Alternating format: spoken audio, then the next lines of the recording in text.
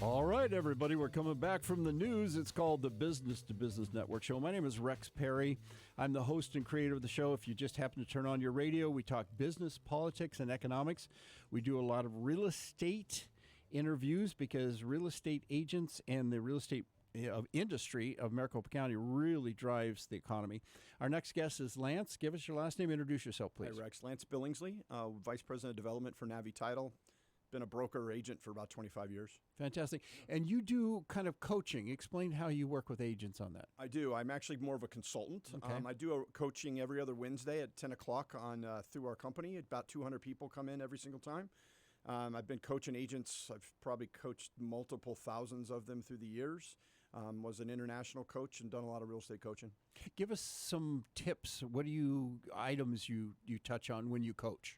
Yeah, gosh, and it depends on the time, right? Yeah. What's the market like right now? What are the struggles? What are the people? What's the consumer asking? They're always asking about, what's going to happen with recession? What's going to happen with rates? What's going to happen with inventory? I coach through those, and then there's always the 30,000-foot views like time management, priorities, managing a P&L. A lot of realtors don't understand a P&L, don't understand a business plan, and I help them with a lot of that. And let's talk about this market that we're in right now. We just did an interview with Kate Conway. We talked about there's a lot of listings. Some of them, the sellers have actually taken it off the market and are waiting. Tell us what your thoughts are. It's funny. I've been an appraiser as well for about 25 years, so I've done it all. I'm also chairman of our local MLS. So I represent about 45,000 agents, somewhere in there. I'm not a believer in a buyer's market or a seller's market. It's funny. I'm probably the one realtor who will say that. In this market, most people will tell you it's a buyer's market. But quite frankly, if you bought in 2000, 2010, 2020, your house is worth more than when you bought it, regardless of that market, right? And what really changes, Rex, is leverage, right? What leverage do I have in the contract? And right now, if a house is still priced correctly, it's a $600,000 house that's priced at $590,000, it's gone in 20 days. If it's a $600,000 house that's priced at $620,000, it's sitting in the 80s. Right. And the reason for that is really the portals, right? The places people search, 100% of all searches now start online. And they're starting on the Zillows and the Redfins and the Homes.com. So the consumer knows what they're looking for before they even get to the realtor. So that's what's really changed. The market is what it is, right? We're still a unicorn market with as many people coming in.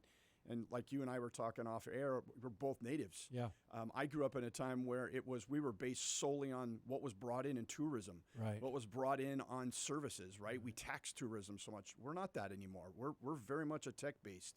Drive around the outskirts of the valley and look what's happening to our revenue and who's coming into our neighborhoods, right? Yeah. So it's a market that if you price it correctly, you will sell it. You have to have the correct representation.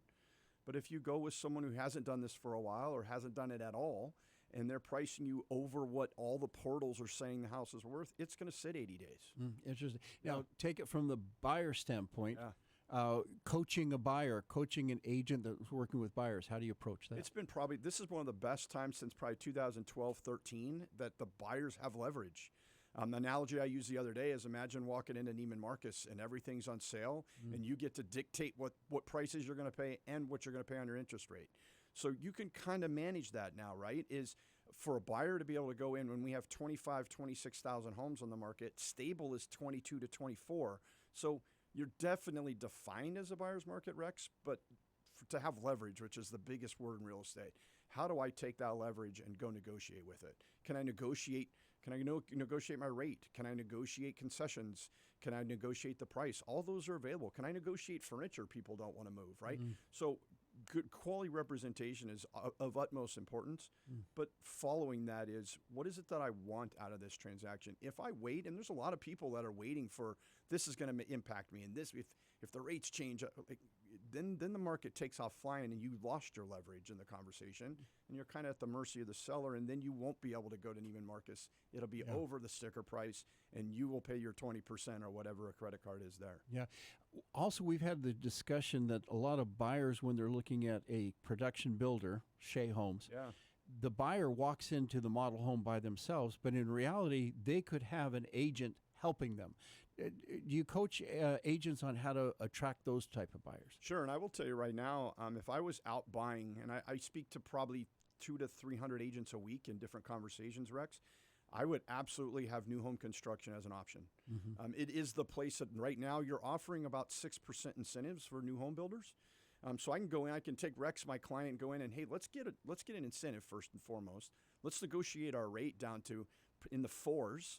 I can get a 4, let's negotiate it to a 5 the next year and capping it 6 possibly, right?